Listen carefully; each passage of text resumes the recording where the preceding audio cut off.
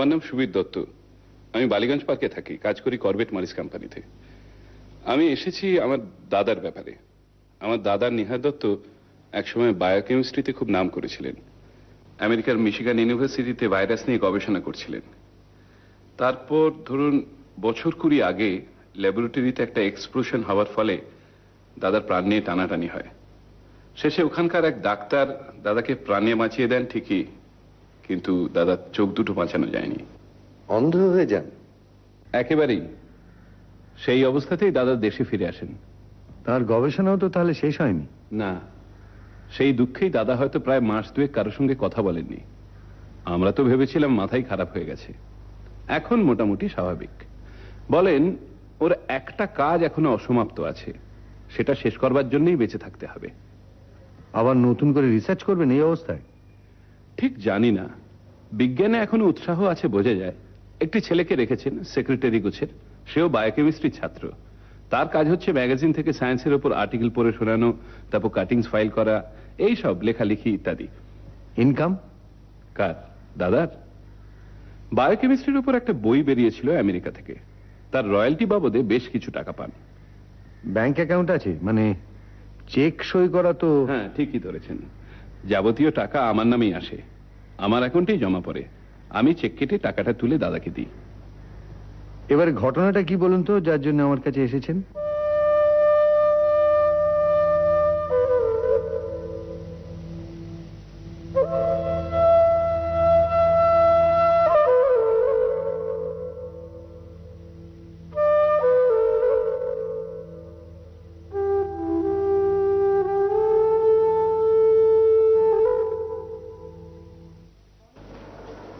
Good morning sir. Good morning. আজ একটু তাড়াতাড়ি এলে মনে হচ্ছে। 9টা তো বোধহয় বাজেনি এখন।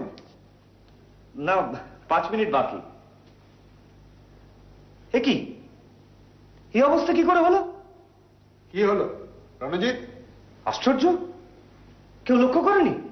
কি লক্ষ্য করবে? এ কি, ঘরের অবস্থা, কাগজপত্র বইগুলো সব ওলট পালট। নিজের হাতে গুছিয়ে রেখে গেলাম কালকে, ড্রয়ারগুলো খোলা। আশ্চর্য। কমুদি, কমুদি!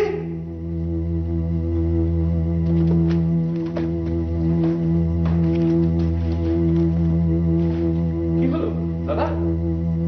এই যে রঞ্জিত, কি ব্যাপার? বুঝতে পারছি না, ঘরের অবস্থাটা একবার দেখুন। নিশ্চয়ই চোর ঢুকেছিল রাত্রে। সে কি? কি রে কৌমুদি, টের পাসনি? আমি তো দরজার গোড়ায় শুয়েছিলাম, আমাকে ডিঙিয়ে। আলমারিটা দেখো।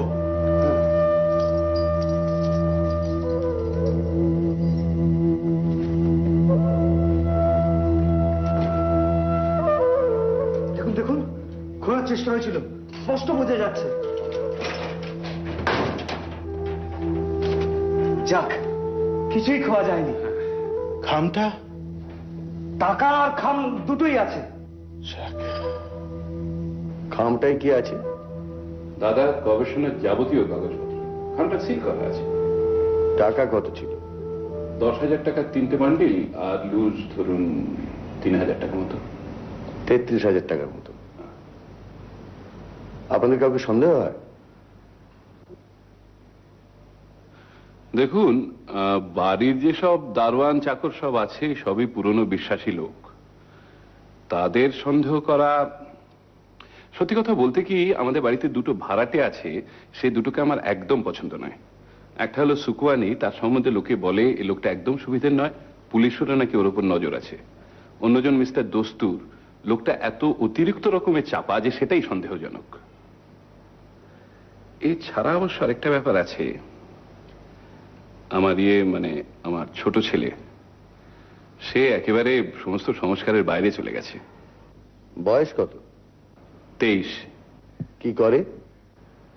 জুয়ো, নেশা, রাজানি, গুন্ডাবাজি সবকিছুই আছে।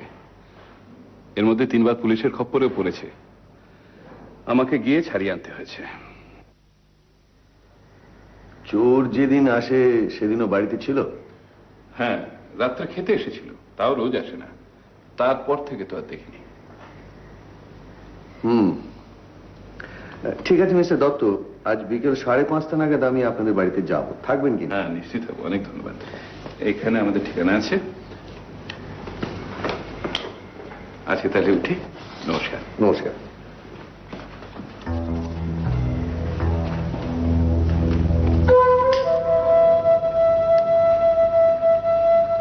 কি ফেলুদা, কেসটা নিচ্ছ? কিছুই যখন চুরি হয়নি তখন এটাকে কেস বলা যায় রে? না, তা অবশ্য বলা যায় না, তবে তবে দেখতে আপত্তি নেই। তাহলে আমরা আজকে যাচ্ছি বালিগঞ্জ পার্কে? নিশ্চয়ই, কথায় যখন দিয়েছি তার আগে অবশ্য একবার। নিহার দত্ত ভাইরাস নিয়ে রিসার্চ, এক্সপ্লোশন, ব্লাইন্ডনেস। হ্যাঁ, কিন্তু সেটি একা ছিল না। একা ছিল না মানে? হ্যাঁ, দাঁড়াও, আমার যতদূর মনে পড়ছে পেলু তার তো একজন পার্টনার ছিল। আচ্ছা,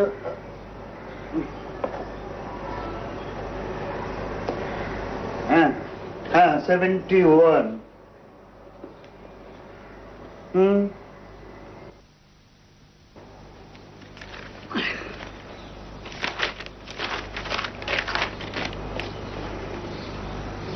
হ্যাঁ, এই তো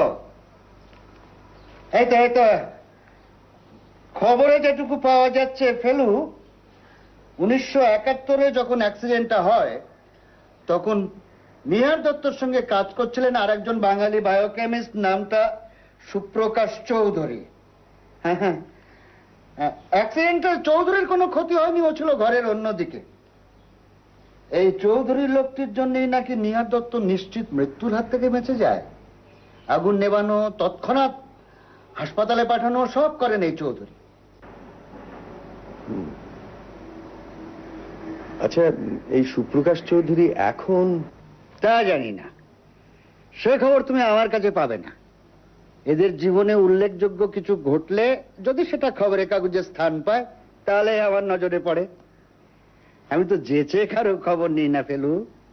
ঠিক আছে সিরিজাটা, আপাতত এতেই হবে। হ্যাঁ,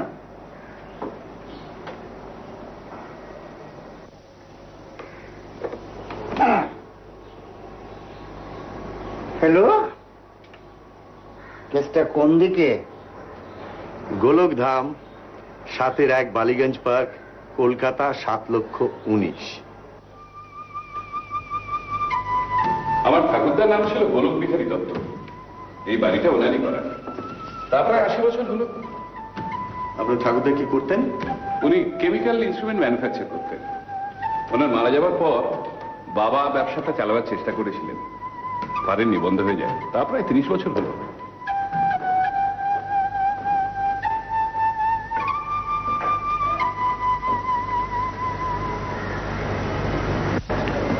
দাদা, ওরা এসে গেছেন।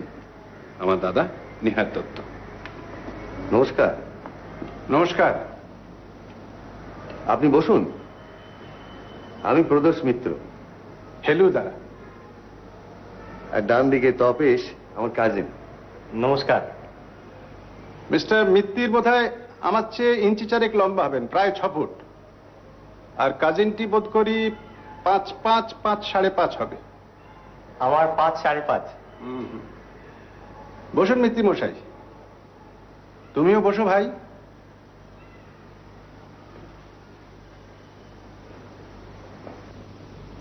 আপনি কি একাই রিসার্চ করছিলেন না কোনো পার্টনার ছিল?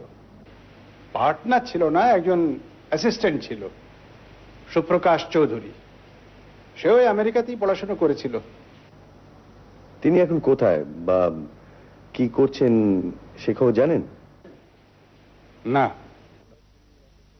অ্যাক্সিডেন্টের পর তিনি আপনার সঙ্গে কোনো যোগাযোগ রাখেননি? না না। বিস্ফোরণটা কি অসাবধানতার জন্য হয়েছিল? আমি সজ্ঞানে কখনো অসাবধান হইনি। চা। লোডশেডিং। কদিন ধরে ঠিক এই সময়টা আলোটা যাচ্ছে।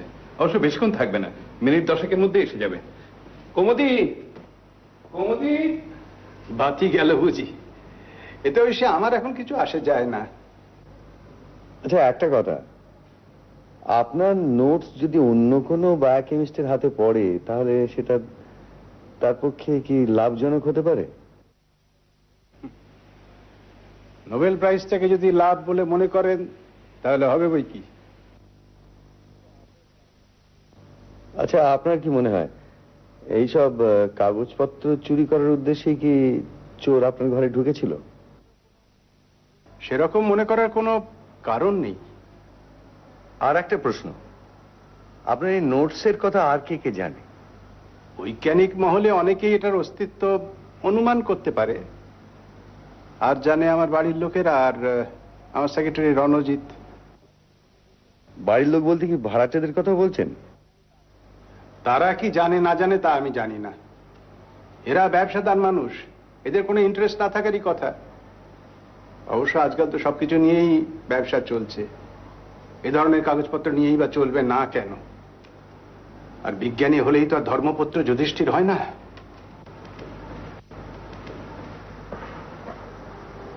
যাক, তাহলে এবারে আপনার বেডরুমটা একবার দেখা যায়। এসো রণজিৎ, এসো।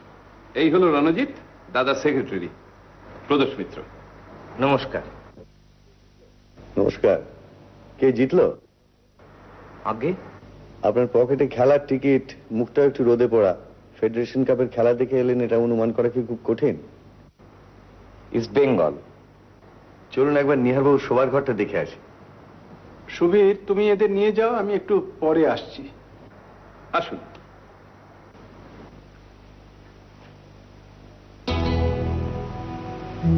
কৌমুদি,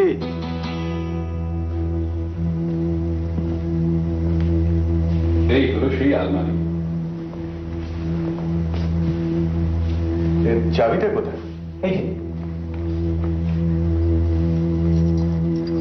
টাকা কড়ি, গবেষণার কাগজ সব এর মধ্যেই থাকে তো? হ্যাঁ, একবার খুলুন তো।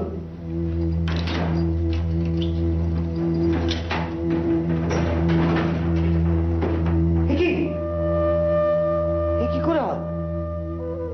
4টে বান্ডল করা 100 টাকার নোট, সব মিলিয়ে প্রায় 33,000 টাকা। আর গবেষণার কাগজ? কি ব্যাপার রঞ্জিত, পেপারসও তো নেই? কি জানি, আমি তো কিছুই বুঝতে পারছি না।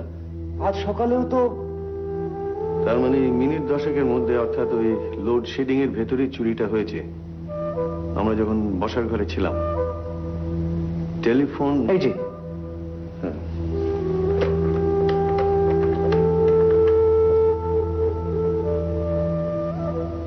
মিস্টার বক্সি, আমি প্রদোষ মিত্র বলছি। শুনুন, একটা বার্গলারির কেস। অ্যাড্রেস হচ্ছে গোলকধাম, 7-1 বালিগঞ্জ পার্ক। হ্যাঁ, 7-1। না না, আমি কোনো ইনভেস্টিগেট করিনি। ছিল একটা আলমারির ভেতরে 1033 টাকা ছিল, আর সেই সঙ্গে একটা সিল করা খামে কিছু মূল্যবান রিসার্চের কাগজপত্র। হ্যাঁ, এই গোলকধাম থেকে মিস্টার সুবীর দত্ত, হ্যাঁ সুবীর দত্ত গিয়ে আপনার কাছে ডায়েরি করে আসবেন। আচ্ছা, হ্যাঁ হ্যাঁ, কাল সকালে দেখা হবে।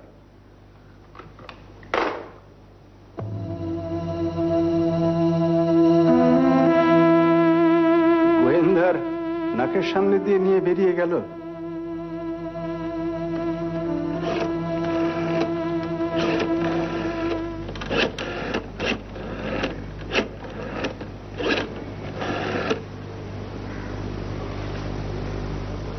হ্যালো, কে ফেলু? শোনো ফেলু, হ্যাঁ আমি সিধু জাটা। সকালে তুমি এলে, আমি তোমাকে পুরো ইনফরমেশনটা দিতে পারলুম না। এস চৌধুরী নামে একজন বায়োকেমিস্টের আমি হদিশ পেয়েছি। 1975-এ মেক্সিকোতে একটা ড্রাগ কোম্পানিতে পুলিশ রেড হয়, তাতে একজন বাঙালি বায়োকেমিস্ট ধরা পড়ে, নাম এস চৌধুরী।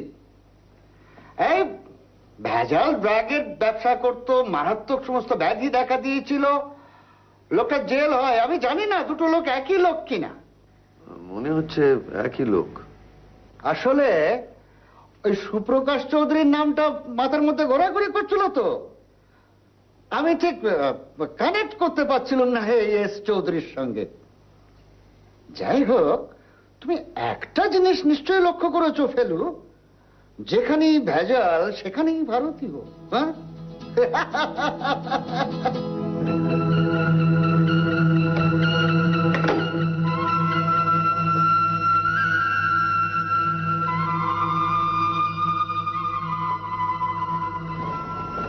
দাদার সঙ্গে হয়তো নিজেই দেখাতে যাবে, এক্ষুনি মর্নিং ওয়াক সেরে ফিরবেন। এই যে ঘরটা, এটাতে মিস্টার দস্তুর থাকেন। আগে আমার বড় ছেলে থাকতো, এখন জার্মানিতে সেটেল। আর ওই পাশে মিস্টার সুখানির ফ্ল্যাট, ওটা এন্ট্রেন্সটা অবশ্য পেছন দিক দিয়ে। ও, তাহলে আগে গিয়ে মিস্টার দস্তুরের সঙ্গে কথা বলি। না, ঘরে নেই, থাকলে দরজা খোলা থাকতো। রাত্রেও মশাই দরজা খুলে রেখে শোয়। চোরের ভয় নেই? না, বাইরের মেন গেট তো বন্ধই থাকে। আর তাছাড়া উপরে তো আমরাই আছি, আর তো কেউ থাকে না।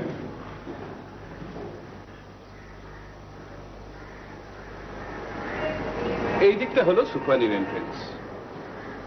সুখানি ওর ফ্ল্যাটের ভেতরটা নিজেই রিনোভেট করে নিয়েছে।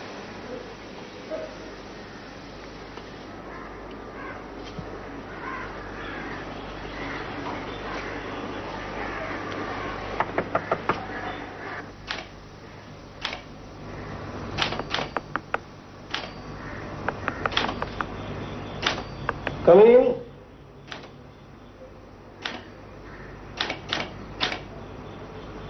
আরে আসেন আসেন মিস্টার দত্ত, আসেন। আমি সব শুনলাম, আপনি তো মিস্টার মিস্ত্রি। নমস্তে, কালকে এসেছিলেন। বাবা, আপনার ফ্ল্যাট তো একদম ভোল পাল্টে দিয়েছেন, বাইরে থেকে দেখলে বোঝাই যায় না। হ্যাঁ, বসেন বসেন। দেখুন মিস্টার দত্ত, আমার ঘর ভর্তি সব ভ্যালুয়েবল জিনিস, और इसलिए चोरी কথা শুনলে না আমার বুকের ভিতরে কাঁপে।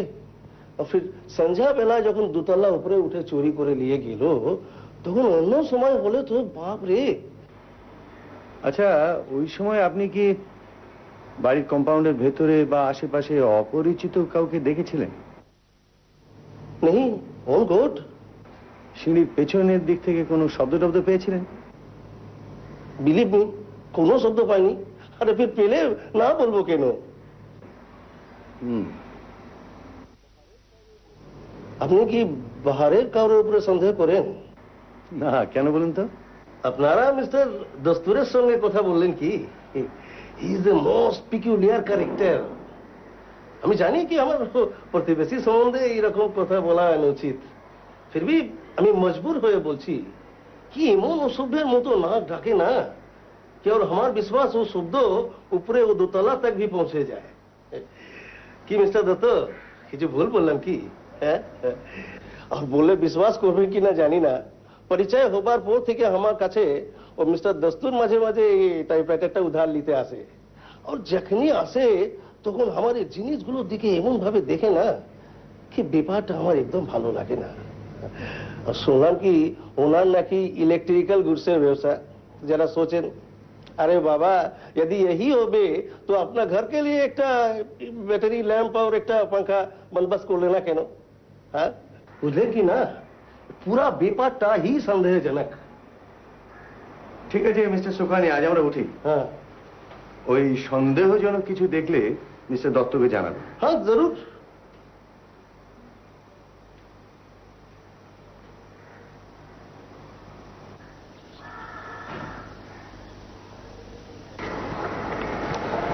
তাহলে বাকি রইলেন মিস্টার দস্তুর। আগে হ্যাঁ, আরে ওই তো মিস্টার দস্তুর। খবরটা ওকে দিন তো। মিস্টার দত্ত,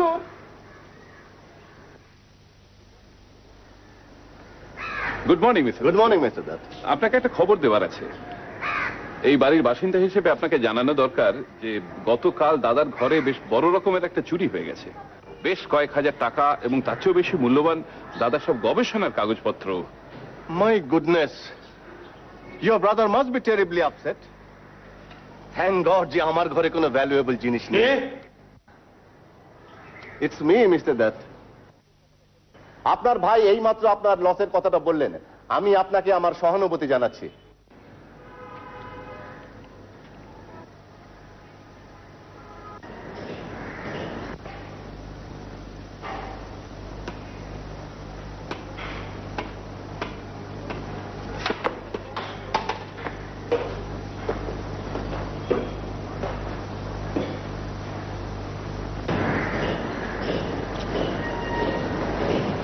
আলাপ করে দিই, ইনি প্রদোষ মিত্র, প্রাইভেট ডিটেকটিভ। নমস্কার। আর ও হলো ওনার কাজিন। আপনার তো ইলেকট্রিক্যাল গুডসের ব্যবসা। ইলেকট্রিক্যাল? হ্যাঁ, সুখানি বলছিল। সুখমানি ওই রকমই বলে, ইলেকট্রিক্যাল না ইলেকট্রনিক্স। এই বছর খানেক হলো শুরু করেছি। একাই করছেন? না, আমার এক বন্ধুর সাথে পার্টনারশিপে। জার্মানিতে একটা কম্পিউটার ম্যানুফ্যাকচারিং কোম্পানিতে কাজ করতাম। বন্ধু লিখলো এখানে চলে আসতে।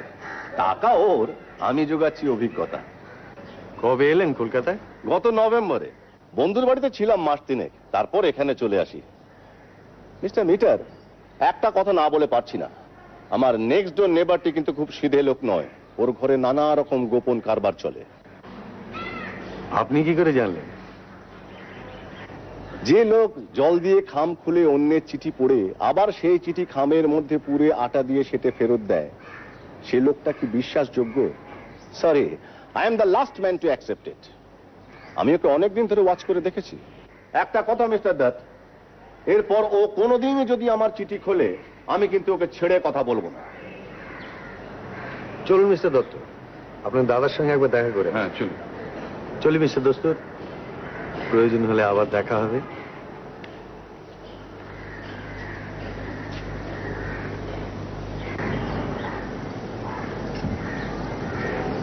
শব্দ আর স্পর্শ, এই দুটো নিয়ে তো কাটিয়ে দিলাম 20 বছর। আর স্মৃতি, কি হতে পারতাম, কি হলাম না। লোকে বলে দুর্ভাগ্য, আমি তো জানি সব ভাগ্য টাগ্য কিছু নয়। আপনি সেদিন জিজ্ঞেস করছিলেন না বিস্ফোরণটা অসাবধানতার জন্য হয়েছিল কিনা? আজ আপনাকে বলছি মিস্টার মিত্তির, সমস্ত ব্যাপারটা ঘটানো হয়েছিল আমার শ্রম পণ্ড করার জন্যে। ঈর্ষা যে মানুষকে কত নিচে নামাতে পারে, আপনি গোয়েন্দা সেটা ভালোই বুঝবেন। তার মানে আপনার ধারণা সুপ্রকাশ চৌধুরী এই বিস্ফোরণের জন্য দায়ী? আবার কি? কিন্তু আপনাকে চিরকালের জন্য অসহায় করে দিয়ে তারই বা কি লাভ হলো? সে কি ভেবেছিল আপনার গবেষণার কাগজপত্রগুলো হাতে নিয়ে সেই গবেষণা চালিয়ে নিজের নাম কিনবে? নিশ্চয়ই তাই, কিন্তু তার সে ধারণা ভুল। আমাকে ছাড়া এগোনোর পথ ছিল না তার। আপনার টাকার কথা জানি না, সেটা হয়তো পুলিশের পক্ষে উদ্ধার করা আরো সহজ হবে, কিন্তু আমার উপস্থিতিতে আপনার মূল্যবান কাগজপত্র চুরি হয়ে গেল, এটা আমি ঠিক মানতে পারছি না। ওগুলো উদ্ধার করার আমি আপ্রাণ চেষ্টা করব। নমস্কার।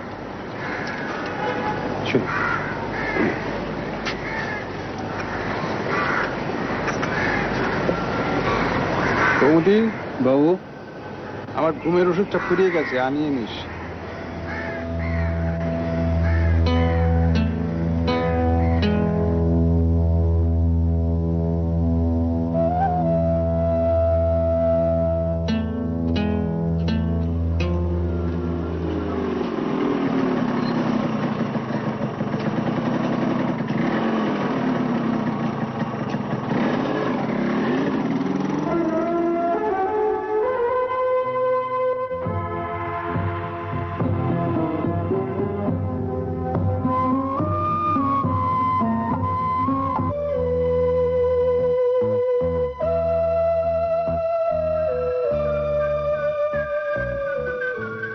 এদিকে শোনো।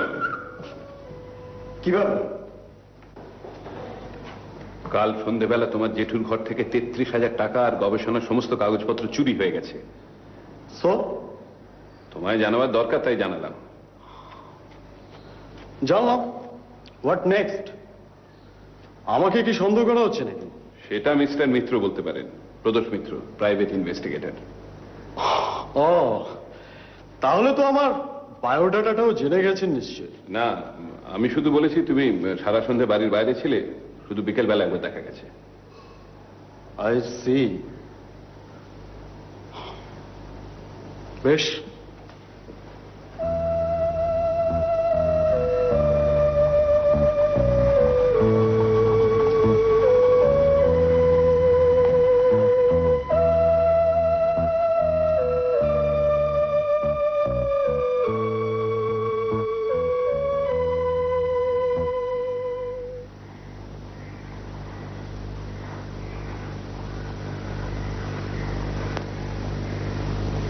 তোর কি ধারণা সুবীর বাবু ছেলেই নিয়েছে? আর কে নেবে বলো? বাড়ির লোক যে নিয়েছে সে তো বোঝাই যাচ্ছে। দোস্তুর তো ছিলেনই না, আর সুখওয়ানিও চুরি করে ঘরে বসে থাকবে এটাও যেন কেমন লাগে। রঞ্জিত বাবুও এলেন চুরির পর, তাহলে চুরি করার সময় উপস্থিত ছিল সুবীর বাবু, তার ছেলে শঙ্কর আর চাকর বাকর। ধর মক্কেল নিজেই যদি কিছু করে থাকে? সুবীর বাবু? মাথা ঠান্ডা করে চুরি হবার ঠিক আগের ঘটনাগুলো একটু ভাব।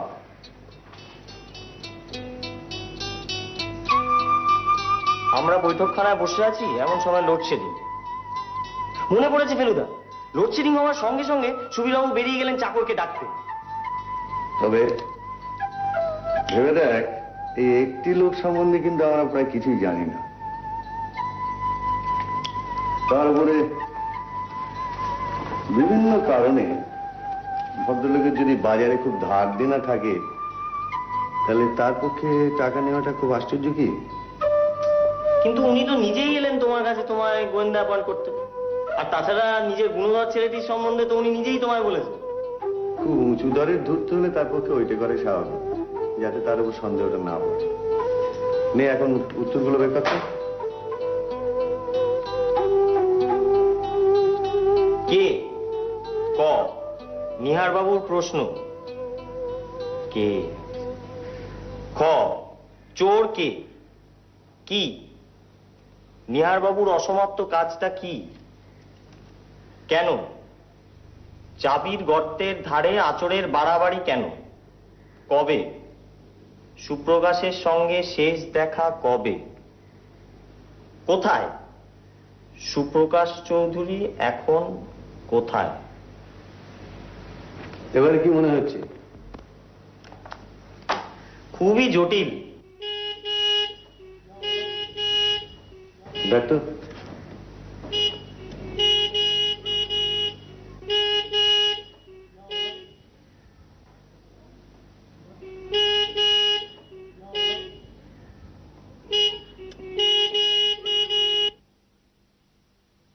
ফেলুদা, শুনুন মশাই, বাবা আমার বিষয়ে আপনাকে কি বলেছে তা আমি জানি না, শুধু এইটুকু বলে দিচ্ছি, আমার পেছনে ওই টিকটিকি লাগিয়ে কারোর বাপের 7 দিনে কিছু করতে পারে।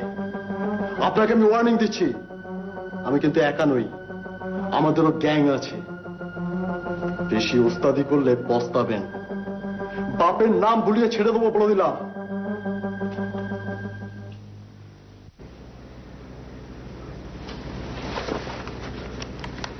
তুই চল।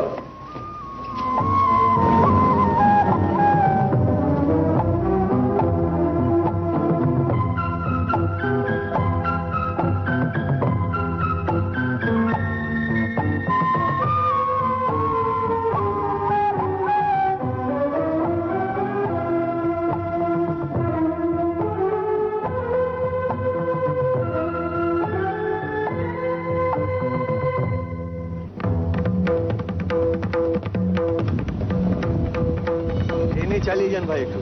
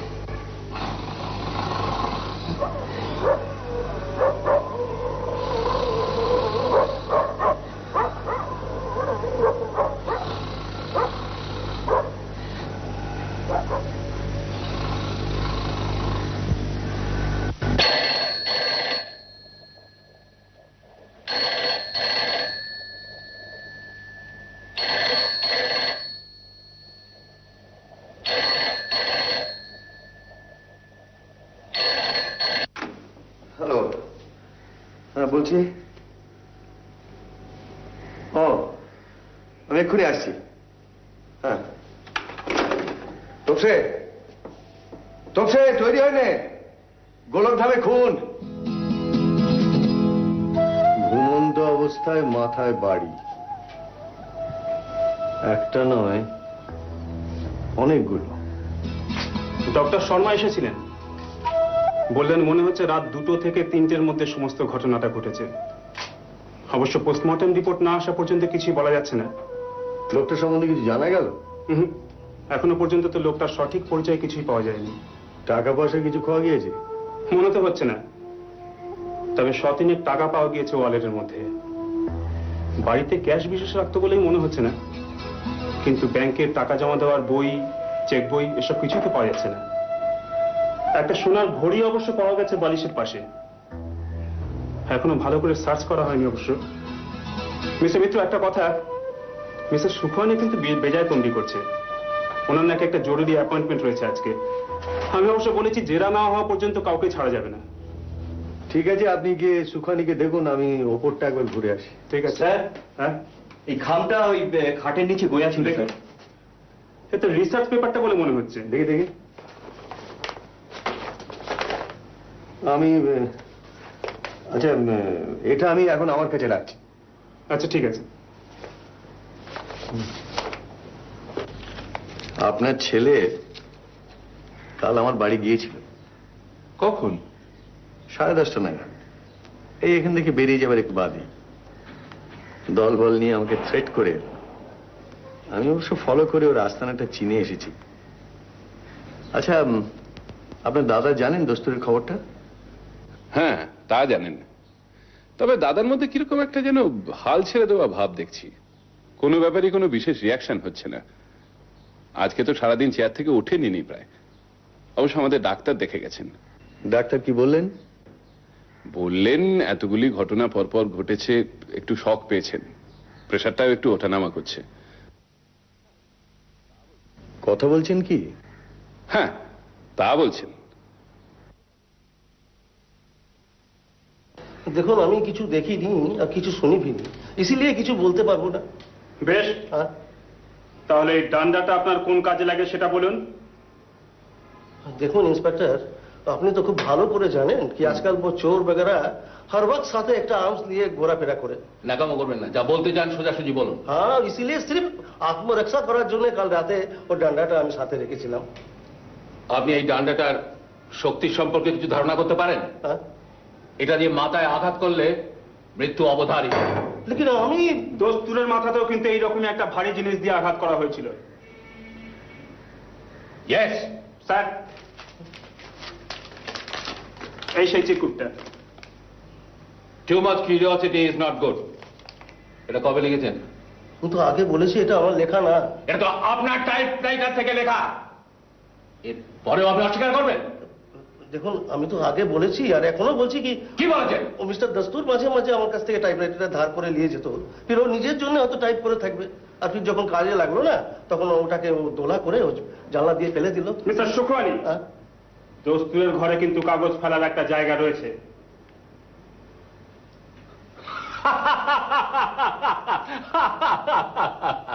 সুতরাং আপনার যুক্তিটা আমরা মানছি না।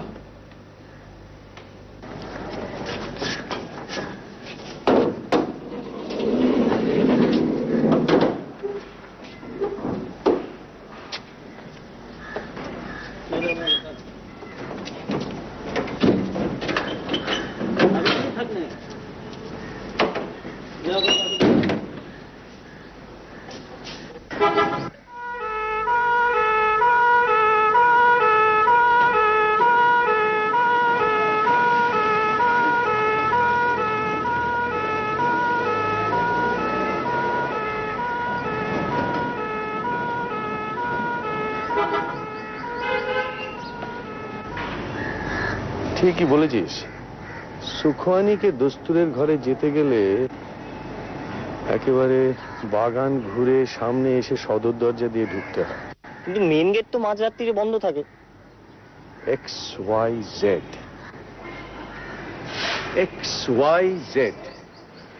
এক্স হচ্ছে গবেষণার কাগজ, ওয়াই হচ্ছে টাকা, আর জেড হচ্ছে খুন। এখন কথা হচ্ছে এই তিনটি কি একই সূত্রে গাঁথা না তিনটে আলাদা?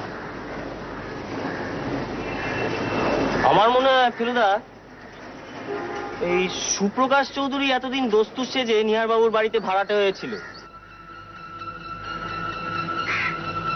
না, স্বীকার করতেই হচ্ছে আজকাল তো চিন্তায় মাঝে মাঝে বেশ ঝিলিক দিচ্ছে।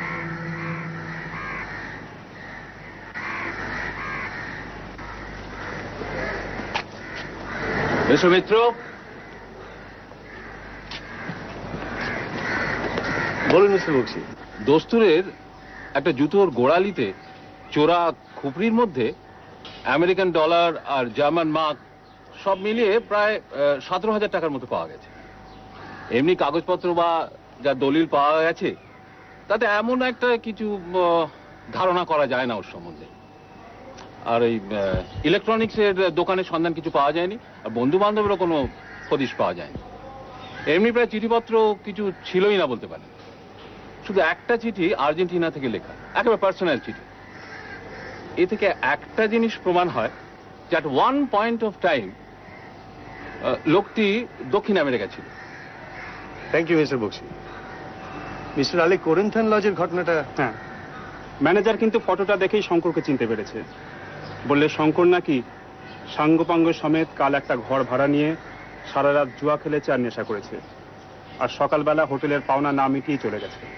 তাহলে এটা প্রমাণ হলো যে শঙ্কর খুনটা করেনি, কারণ সেই সময় তো তার অন্য অ্যালিবাই ছিল।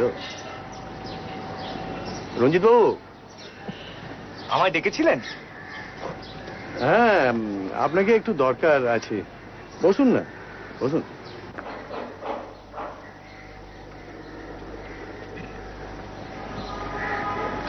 দেখুন তো রঞ্জিত বাবু, এই খামটা চিনতে পারেন কিনা?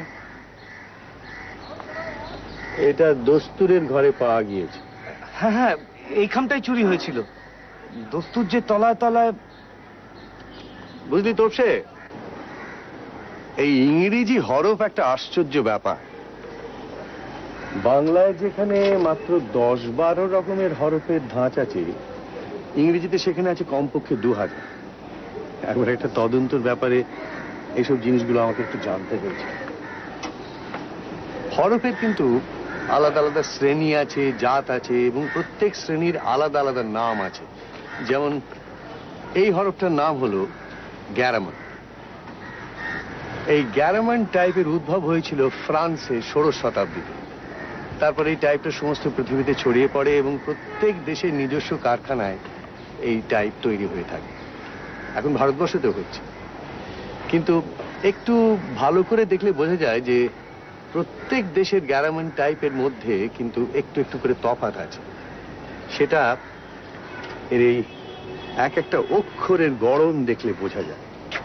যেমন এই গ্যারামান টাইপটা হওয়া উচিত ছিল আমেরিকান গ্যারামান, তা না হয়ে এটা হয়ে গেছে ইন্ডিয়ান গ্যারামান, বা বলা চলতে পারে প্রায় ক্যালকাটা গ্যারামান। রণজিৎ বাবু, এই খামটা আমি খুলতে বাধ্য হচ্ছি। না না নিহার বাবু, পারমিশন না নিয়ে।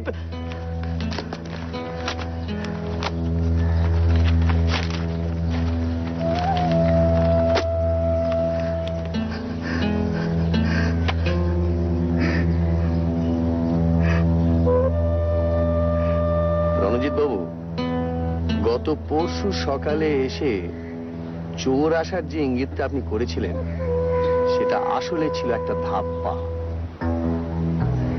আসলে ওই রাত্রিরে চোর আসার ধারণাটা প্রচার করার আপনার দরকার ছিল, কেননা সেই সময় আপনি নিজেই চুরি করার জন্য তৈরি হচ্ছিলেন, এবং সন্দেহটা যাতে আপনার উপর গিয়ে না পড়ে সেটা দেখা তো আপনার পক্ষে জরুরি ছিল না।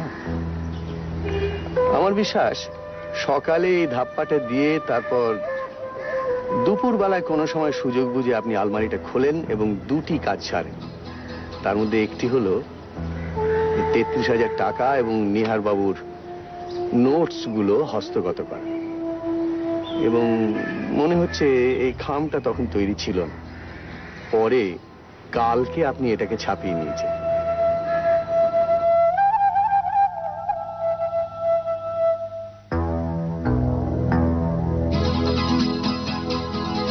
কাল সকালে দস্তুরের গলা শুনে নিহারবাবু ওকে সুপ্রকাশ চৌধুরী বলে চিনতে পারেন।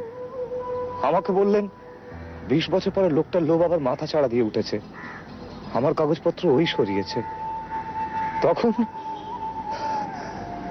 বুঝেছি, তখন আপনি ভাবলেন যে দস্তুরের ঘাড়ে চুরিটা চাপানোর এই হলো সুযোগ।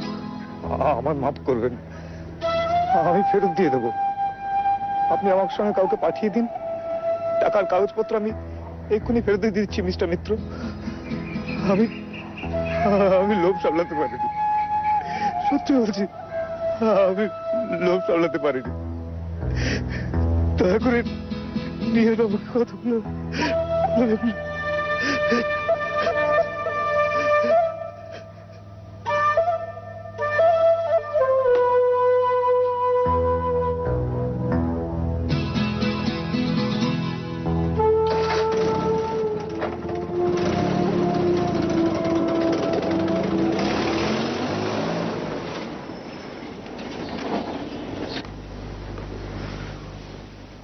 আসতে পারি মিস্টার দত্ত?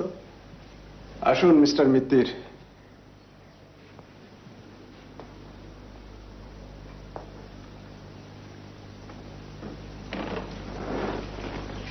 বলুন কি বলতে চান? রিসার্চের কাগজগুলো ফেরত পেয়ে এখন নিশ্চয়ই খানিকটা নিশ্চিন্ত বোধ করছেন। ওগুলোর আর বিশেষ কোনো মূল্য নেই আমার কাছে। আপনার কাছে না থাকতে পারে, আমাদের কাছে তো রয়েছে, অন্তত বিশ্বের অনেক বিজ্ঞানীর কাছে আছে। সে আপনারা যা ভালো বোঝেন করবেন। আর কিছু বলবেন? হ্যাঁ, একটা প্রশ্ন ছিল, কথা দিচ্ছি এরপরে আর বিরক্ত করবো না। বিরক্ত আর করবেন কি করে? বিরক্তির অনেক ঊর্ধ্বে চলে গেছি যে আমি। তাহলে বলি, কালকে 10টা ঘুমের ওষুধ আনিয়েছিলেন, আজও দেখছি সেই 10টাই রয়েছে। তাহলে কি কাল ঘুমের ওষুধ খাননি? না, খাইনি, আজ খাবো। আচ্ছা, আমরা তাহলে আসি। দাঁড়ান,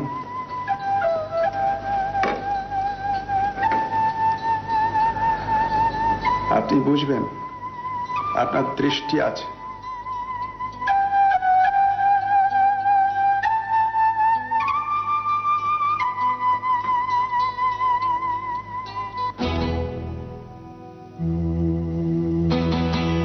সুখওয়ানিকে অনেক জেরা করেও কোনো কুল কিনারা পাওয়া গেল না। আশ্চর্য, মিস্টার মিত্র ওই দিনই ফোন করে জানালেন যে সুখওয়ানি ইজ ইনোসেন্ট। কি করে যে এমন কনক্লুশনে পৌঁছলেন ঠিক বুঝতে পারছি না তো। এই ঘটনার ঠিক 2 দিন বাদেই দাদা উইল করে তার সমস্ত জমানো টাকা আর গবেষণার কাগজপত্র ওর সেক্রেটারি রঞ্জিত বন্দ্যোপাধ্যায়কে দিয়ে দিয়েছেন। কিন্তু রহস্য তবু রহস্যই থেকে গেল। মিস্টার দস্তুরকে খুন করলো কে? আমি কি বলবো, নিহারবাবু সত্যি একজন দেবতা, তা না হলে আমার মতো একজন অপরাধীকে। টাকা গবেষণার কাগজটা ফেরত নিয়ে আমাকে রেহাই দিয়েছেন প্রদোষবাবু আর মিস্টার বক্সি। এমনকি সুবীরবাবুও কিছু করেননি, নিহারবাবুকে ঘটনাটা জানাননি পর্যন্ত। তবে রামায়ণ তো পড়েছিস, অন্ধমুনির ছেলে কি করে মারা গিয়েছিল বলতো? ওই তো অন্ধমুনির ছেলে নদীতে জল তুলতে গেছিল কলসিতে করে, অন্ধকারে দশরথ ভাবলো বুঝি হরিণ জল খাচ্ছে, ব্যাস উনি শব্দবেদী বান ছুড়ে ছেলেটিকে মেরে ফেললেন। গুড। অন্ধকারে লক্ষ্য ভেদ করার ক্ষমতা ছিল পুরাকালে রাজা দশরথের, আর এই কালে গোলকধামের নিহার বাবু। তোর মনে পড়ে রণজিৎ বলেছিল যে গলা শুনি নিহার বাবু দস্তুরকে সুপ্রকাশ বলে চিনতে পেরেছিলেন, আর যে মুহূর্তে চিনতে পারেন সেই মুহূর্ত থেকে শুরু হয়ে গেল তার পরিকল্পনা মাফিক কাজ। রাত্রি জাগতে হবে বলে সেদিন ঘুমের ওষুধ খাননি তিনি।